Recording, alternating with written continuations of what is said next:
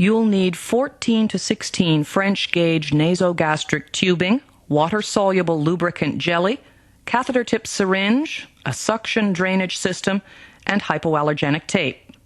Also ready, a glass of water with a drinking straw, and within easy reach of the patient, a towel, tissues, and the emesis basin.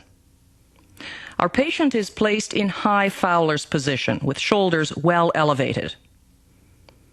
We gauge the length of tube to be inserted by measuring from the tip of the nose to the earlobe to the xiphoid process. Mark the length of tube to be inserted with a bit of tape. We can create a gentle curve in the pliable tubing by winding 4 to 6 inches of tube tightly around the index finger. Then lubricate the end of the tube to be inserted. 3 or 4 inches should do. Have the patient extend his neck back against the pillow and begin the insertion with that slight curve pointing down.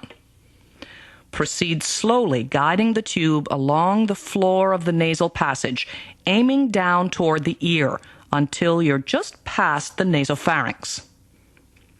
At this stage, explain to the patient that he'll have to swallow to help the process along.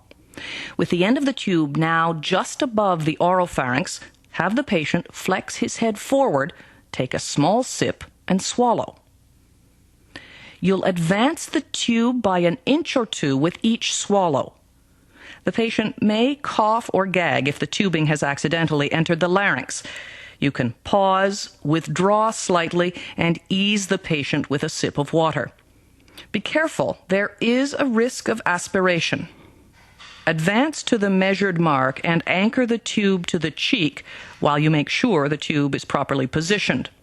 Your patient should be able to speak. Oh, sorry, that's fine, thank you. You'll attach the distal end of the tube to the syringe. Aspirate gently to obtain gastric contents. You'll observe these are usually cloudy and greenish, but they could also be off-white, tan, bloody, or brown. Once you've verified the tube's placement, secure it with tape to the patient's nose.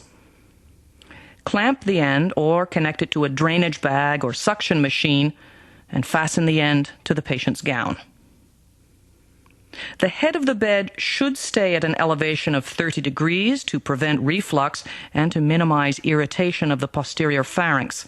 The patient should find the discomfort eases in a little while.